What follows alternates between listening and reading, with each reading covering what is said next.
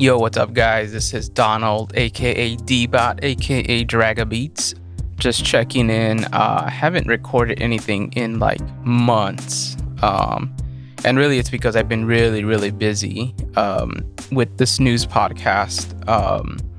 I started working on that in October of 2021. I want to say October, November. I want to remember that's when I started meeting up with the team and kind of getting a flow for what the show is going to be about and kind of get caught up to date with the show, mixing the pilot episode and then having them submit it and then seeing the approval and then finally getting into mixing it, which was really fun. So it was a lot of fun working with Megan and Eric, Marina, Emma, Kyle, and the new intern Bruno. I think that it was a challenge for me. I've never worked on a narrative podcast.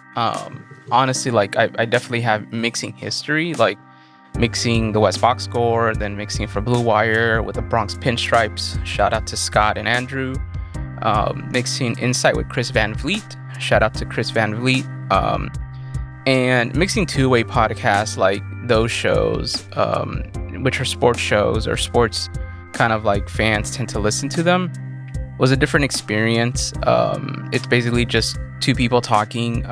Chris has like over 10 plus years of experience as an interviewer. I mean, the guy has like 4 Emmys, so he would just send me the interviews and I did not have to touch them whatsoever in terms of like editing the interview out or anything, unless he lets me know ahead of time. He'll be like, hey, there's something that cut out and we had to pause and reset. So outside of that, I'm really not touching the interview whatsoever. But then same thing with the Bronx Pinstripes guys. I think they've been doing their show for like 5 years now, I want to say, maybe more. And both of those guys already have a flow. So same thing too. They'll just send me the audio and I basically just clean it up, make sure there's no pops, no mouth noises, minimize a lot of the noise in the background, things like that. So it's fairly easy, you know. I put the music in the beginning and then fade it down. They come in with the interview or the conversation, and then we do the mid-roll break, which is where they stop for a mid-roll advertisement that gets dynamically inserted. And then after that, continue the conversation, then start fading the music up towards the end of the conversation.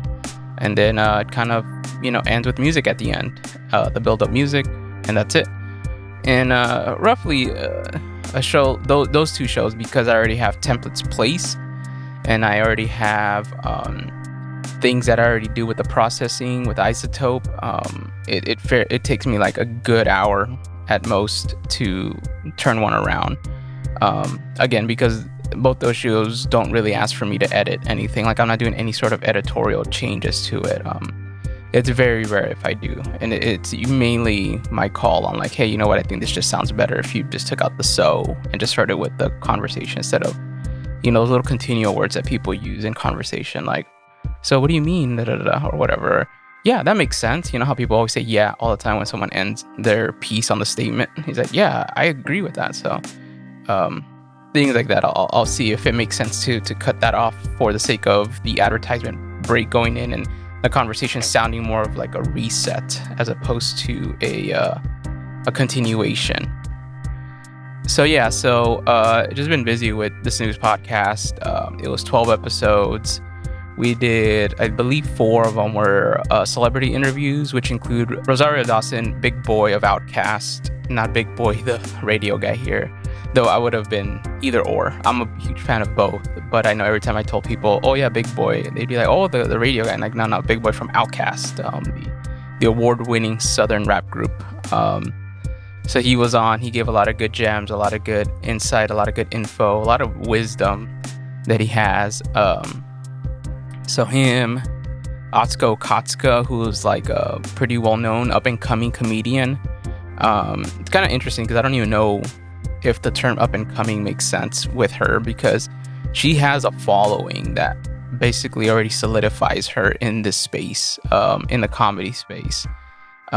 She does stand-up. She's really good at stand-up. And then if you follow her on Instagram and TikTok and stuff, like, she's really fun. She has a lot of bits that she does, and I think she's understood how to play that game of, knowing that social media is more bit driven and just kind of making sure you get the good bits, or whatever highlights you had in your stand-up, you kind of post them there. And she does a good job of building up that following, which it's an interesting conversation to have, because sometimes you try to figure out what does it mean to be great at whatever it is that you want to pursue in your life, given that social media is a huge part of it, right? Like, you have social media, you open up your Facebook, you open up your Twitter account, Instagram, what have you, and you try to build a following. That's kind of the name of the game of every social media. I mean, it's very rare that maybe someone's just like, hey, I don't want to build a following, I just want to kind of keep up with my friends and family, and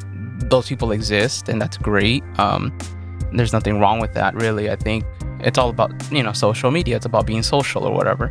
It's about just being social. So I think that's usually the case for people that have like 9-to-5s, and they're just kind of happy with what they're doing, and they don't see themselves being like a brand or any sort of character online. But then there's other people, circles that I tend to rub elbows with, which are creative people that tend to, want to build this, Instagram or Facebook or whatever, and build it up to raise awareness of whatever it is they're doing, whether they're DJing, whether they are making beats, whether they are rapping, whether they're comedians, whether they're filmmakers as well, photographers. I got a lot of photography fans. I have a lot of DJ friends. And now I'm starting to see it in other spaces too. Like, jump into the financial space and you see like real estate type influencers that are giving you like tips and tricks on real estate and how to get your first home. And you got the investor person who's like, hey, this is what I would do if I had a paycheck every 2 weeks, and how to navigate through that. And everyone's just trying to figure out their lane in whatever space they want to occupy. And I think that it's cool. And I feel like with Atsuko, it's kind of like she knows the name of the game when it comes to social media. So seeing her following is pretty impressive, because it's like she knows how to play it really well.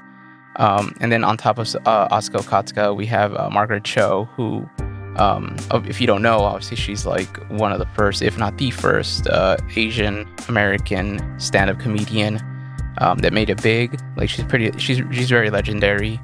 And she came on and gave us a lot of wisdom. It's crazy to see, like, she highlighted this video with her and Sam Rockwell, because they went to the same high school together. And she talked about how, like, it's kind of interesting that her and Sam Rockwell were like, high school friends that did like a lot of this Broadway improv comedy stuff. And then she went on to be a big comedian, had her own show and did stand up and is very successful at it, right? Like, if she books a show anywhere, it's gonna get full. And then Sam Rockwell went on to like have an acting career, where he I first remember him in the Teenage Mutant Ninja Turtles movie, because that's one of my favorite childhood movies for sure, was the first Ninja Turtles live action movie. And he was there. We didn't know who he was. I didn't know who he was. But then, then he did a bunch of other films that eventually got him really famous. And I think he got an Oscar, if I'm not wrong. I believe he got an Oscar. So I think he does have one. It's really cool to see that. So Margaret Cho, Big Boy of Outkast, Atsuko Katsuka, and Rosario Dawson, who obviously, is going to be on the Star Wars show. So Rosario was really cool too. She's super like, very like Afro-Latina and very conscious about our planet and climate. And I think that it's really cool to see her kind of be somewhat of an activist in Hollywood. She does a good job of just like letting you know that it's like, yes, I know that I'm doing like a Star Wars movie, or a Star Wars series, I should say, for Disney Plus.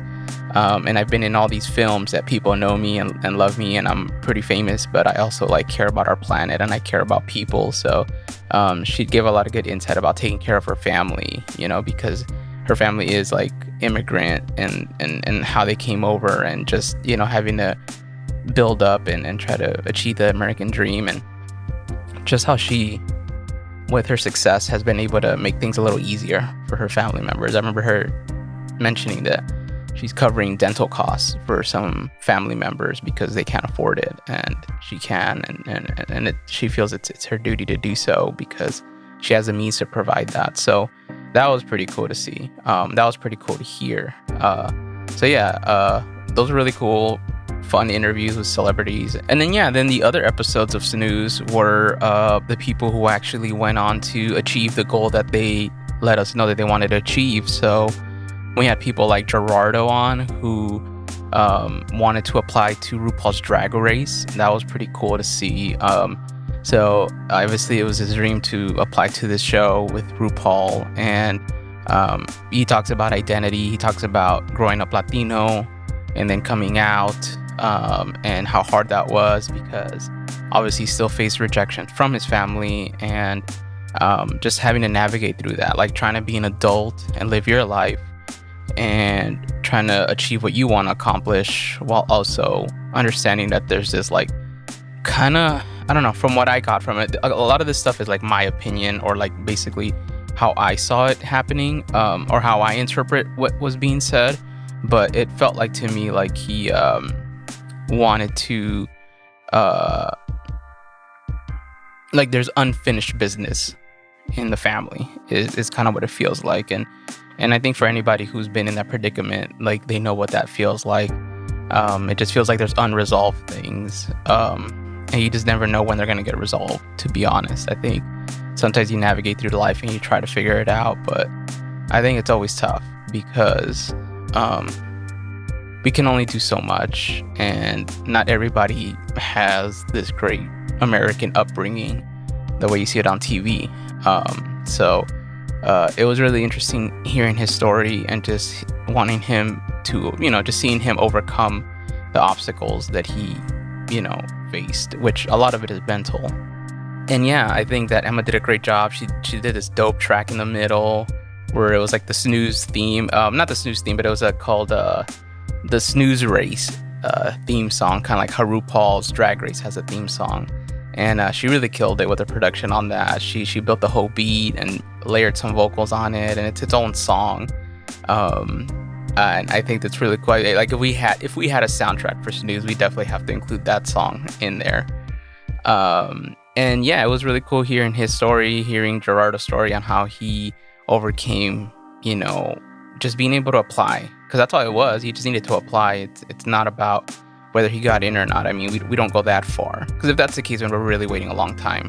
And the thing is that like the mental obstacle is him just applying. So that was really cool. Sarah's story was really great too. That one kind of hit close to home for me, because I also grew up as a Christian myself, and I know what that's like to grow up in a very Christian, conservative environment, to the point where like you feel like you're trying to live your life and navigate through it, and you like what you like. You have your taste in things, and sometimes your taste in things doesn't align with the faith, in terms of like the people there in the society there.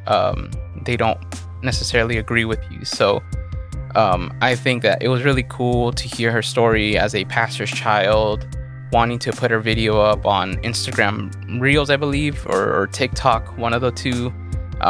So she wanted to do that because she has a voice to sing, and she can sing, and she's a really good singer. But she's been scared about posting videos of the music that she sings, because she's a pastor's kid, so she feels that she's gonna get scrutinized for the fact that she's singing all this secular music, and it's not something you're supposed to do. So that the reason I say that one hits home is because I grew up as a Christian too, and I make music and I make beats on the side, and I work with rappers that necessarily don't do Christian rap, even though Christian rap is a genre that exists. I've never dabbled with Christian rappers, and it's mainly because I haven't really came across some good ones to want to collaborate with. To be honest, like now I know some dope Christian rappers, but like I'm 36 now, and back when I was 25, it would have been, I feel like to me personally, probably would have been a little bit more helpful, because I was really in the weeds of it and really was trying to like get it, make it happen. But now I'm more patient and whatnot, so hopefully I get to work with them in the future. I'm totally open to that, but I do get the stigma of like wanting to do music or trying to be a musician, and then having this huge church influence behind you that pretty much kind of dictates how you navigate through life and dictates how you perceive things in life. Like a lot of churches here in America, American Christianity in general, um, it can be very strict. Like it's very rare that you meet like a progressive Christian, someone that just understands that like life is life, and that if you want to pursue a career that's not in the church or doesn't really align with that, that it's always going to be a challenge, because your only friends, your family, they've always been these people in this building, and now you're gonna have to figure out how do you make friends outside of that. And the thing is, they put it in your mind like, yo, like there's these outside influences that you have to be careful and make sure they don't influence you. So it just goes really deep down the line. Like you start thinking about like, oh, what if they have me drinking and I become a drunk, or what if you start doing drugs and all that, because that's the stuff that gets put in your head. Like instead of building you up as a person to have confidence and to be a leader and to be like, yo, like I'm gonna be a positive influence to others, they make it feel like, oh no, you're not gonna be strong enough to influence anybody. If anything, the world's gonna influence you. And then it becomes this weird back and forth where this is why people end up just leaving the church, and why they end up just doing what they want to do. And if it means never talking to their congregants, families or whatever, then they just don't do that. And it's really sad, because I feel there's a happy medium, and a lot of people just don't ever reach it. And it's very rare. Like I said, it's really rare if you meet like a Christian that tends to understand that life is life, and that you're meant to enjoy things here on earth, and until the day comes that you're no longer here, then you go.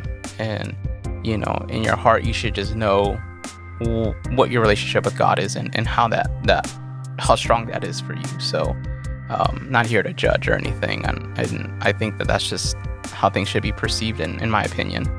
But anyways, don't want to dwell too much on that. Sarah did a good job. She posted this video, her song, and on top of that, her dad ended up playing the guitar, which was pretty cool. It was a pretty cool reveal. If you haven't watched it, if you have, you know what I'm talking about. If you haven't watched it, I'm sorry, I just spoiled the ending for you.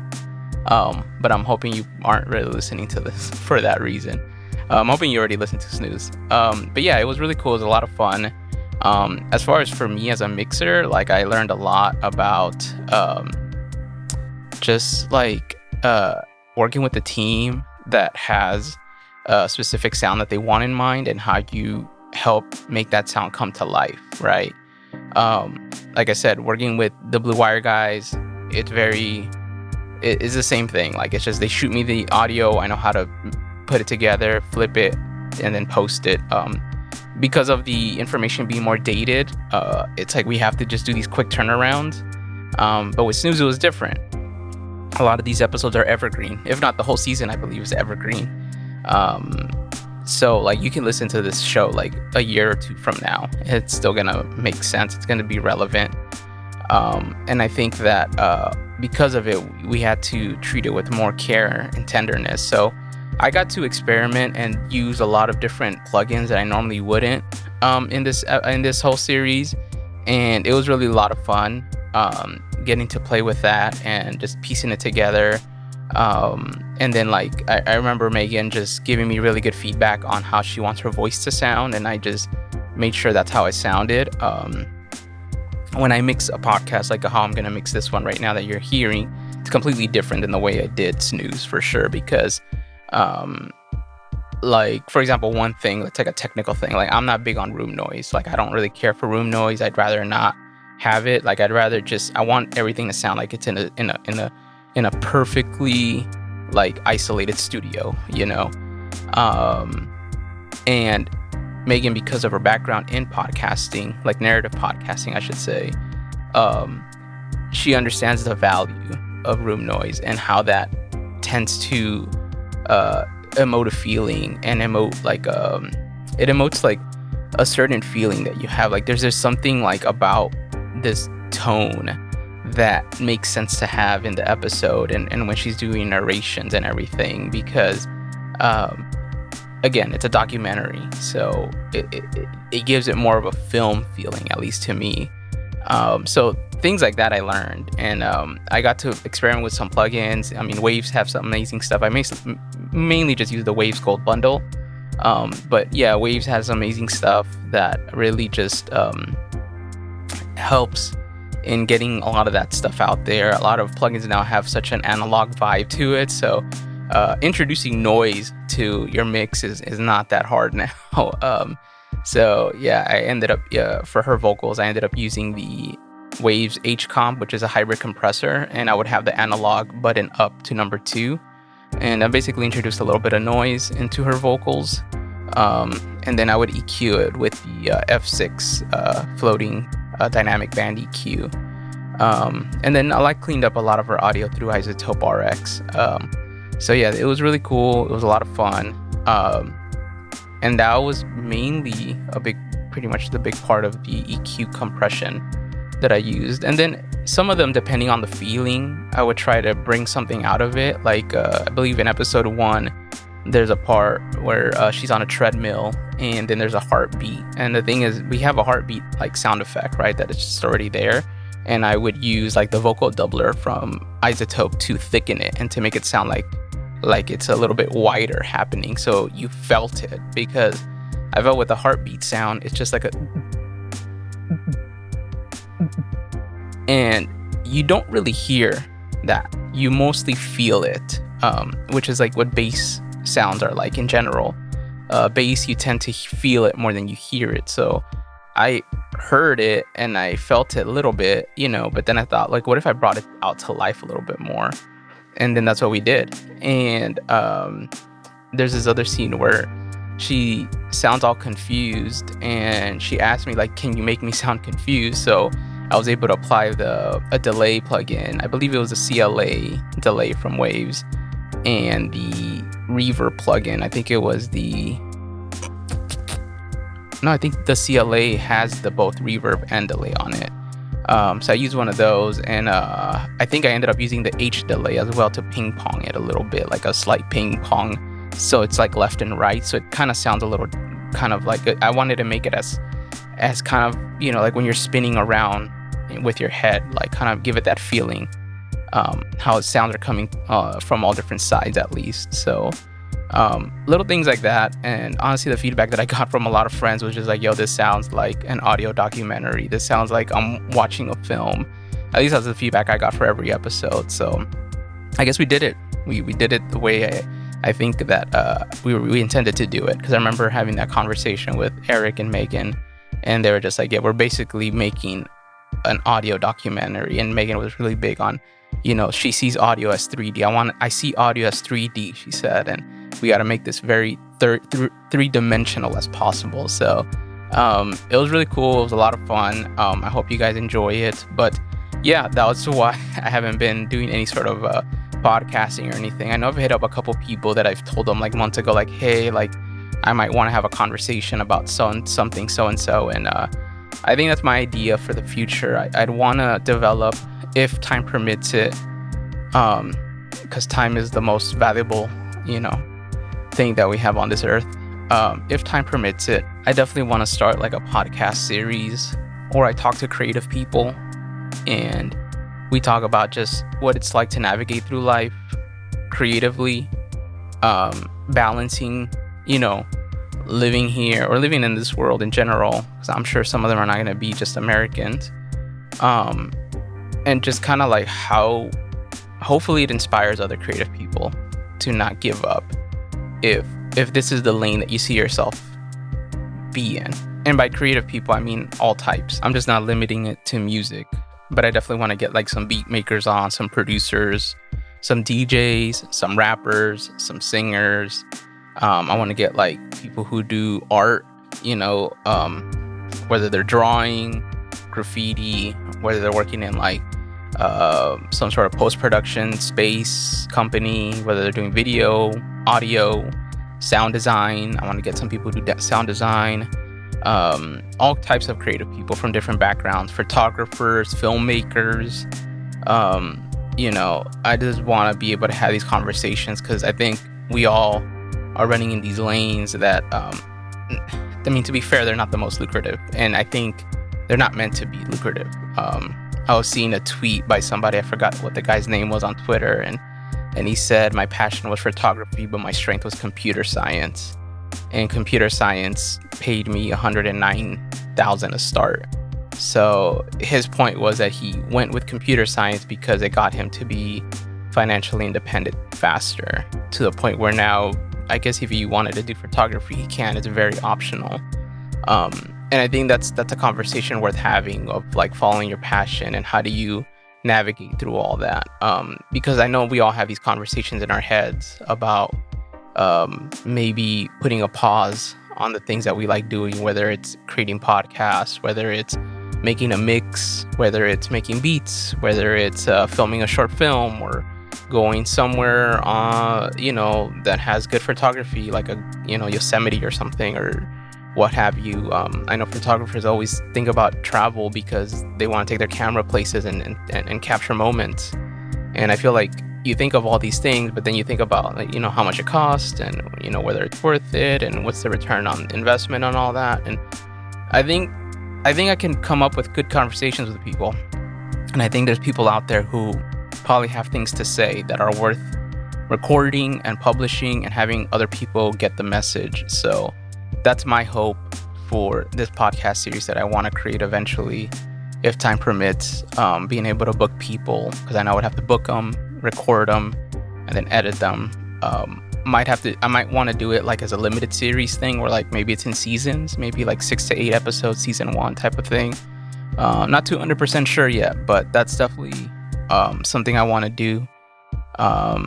And just kind of seeing like how creative people navigate life, doing what they're doing, whether they are doing it full time, whether they're doing it part time, how are they keeping themselves in it, and just like all the mental barriers that you go through, and what you feel like, there's people who end up having families down the line, and that also becomes a thing where now they can't do it because they have to raise a child or something. And I think that's worth having conversations about, and how you navigate through all that.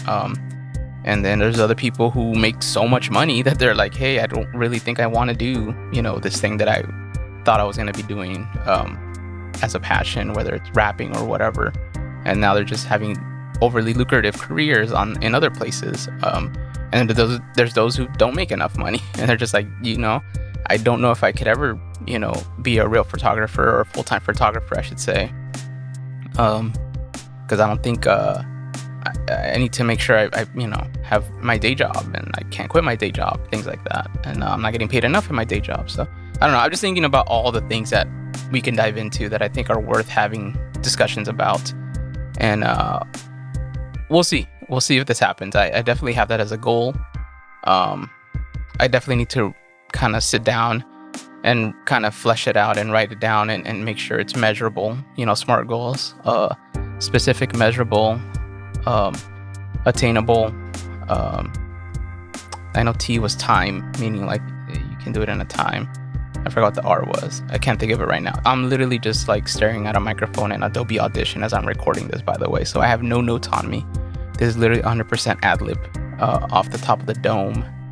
But yeah, I'll just leave it there because I'm already recording it to 35 minutes and I still need to edit it. So hopefully I could get it down to like 30 minutes or so, or below that. Don't want it to be a huge conversation, or I don't want it to drag too long, or me making a whole bunch of unnecessary points, because I feel like I can do that.